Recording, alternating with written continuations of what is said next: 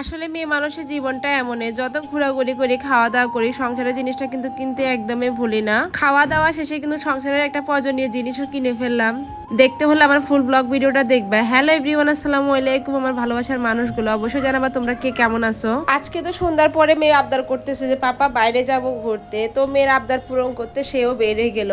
কারণ আমার ছেলে আর মেয়ে কিন্তু বাইরে ঘুরতে অনেক বেশি পছন্দ করে। বাইরের কথা শুনলে ওরা তো পুরাই পাগল হয়ে যায় কখন যে বাসা থেকে বের হবে। আর আজকে যাব আমাদের পছন্দের দোকানে, যেখান থেকে আমরা সবসময় ফুচকা চটপটি খাই। আসলে ওই দোকানে সব ধরনের আইটেম আছে আর আমার কিন্তু খেতে কিন্তু বেশ মজা লাগে। রাস্তার পাশে কিন্তু এই স্ট্রিট ফুড গুলা কিন্তু খেতে কিন্তু বেশ মজা। আসলে পরিচিত একটা জায়গা থেকে খাবার খেলে কিন্তু আনন্দটা আরো অনেক বেশি বেড়ে যায়। এখানে আমি আর আমার বেস্ট ফ্রেন্ড আমরা মাঝে মধ্যে যেয়ে খেতাম।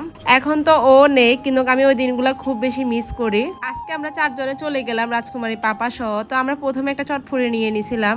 এখানকার চটপটিটা কিন্তু অনেক বেশি মজা। আমরা দুজনে মিলে কিন্তু শেয়ার করে খাচ্ছিলাম। ও বলতেছে অনেক বেশি মজা, আমার কাছে কিন্তু বেশ ভালো লাগছে, ওর কাছেও ভালো লাগছে। আসলে কিন্তু সবসময় কিন্তু বাসার খাবার একদমই ভালো লাগে না, বাইরে খেলে কিন্তু খুব বেশি মজা লাগে। আর আমার ছেলে মেয়ে কিন্তু চটপটি একদমই পছন্দ করে না, আমার কিন্তু অনেক বেশি পছন্দ। এমন কোনো মেয়ে মানুষ নেই যে চটপটি ফুচকা পছন্দ করে না। মেয়ে মানুষের প্রথম পছন্দে কিন্তু চটপটি। তো আমাদের চটপটি খাওয়ার পর আমরা একটা ফ্রেঞ্চ ফ্রাইও নিয়ে নিছি। এখানকার ফ্রেঞ্চ ফ্রাইটা কিন্তু অনেক বেশি মজা। আর আমার মেয়ে তো এসে বলতেছে যে ও ফ্রেঞ্চ ফ্রাই খাবে। আর মাশাআল্লাহ আমার মেয়েটা কিন্তু ফ্রেঞ্চ ফ্রাই কিন্তু অনেক বেশি ভালো খায়। তো এখানে আস্তে আস্তে ফ্রেঞ্চ ফ্রাই খেয়ে নিচ্ছে। আর আমার ছেলে কিন্তু কিছুই খায় না আজকে বাইরে। ও একটা ফ্রেঞ্চ ফ্রাই নিয়ে ও ফেলে দিছে, ওর কাছে মনে একটু ঝাল লাগছে তাই। তো রাজকুমারী ফ্রেঞ্চ ফ্রাই খেতে খেতে বলতেছে ও বার্গার খাবে। তো ওর জন্য একটা বার্গারও অর্ডার করলাম। এখানকার বার্গারও কিন্তু অনেক বেশি মজা। আর বাচ্চারা যদি তাদের পছন্দের কিছু খায় তাহলে কিন্তু বাবা আমার কাছে কিন্তু অনেক বেশি ভালো লাগে। মনে হয় যেন না আমার বাচ্চারা আজকে কিছু একটা খাইছে, কিন্তু সে কিন্তু বার্গারটা পুরো একদমই খাবে না।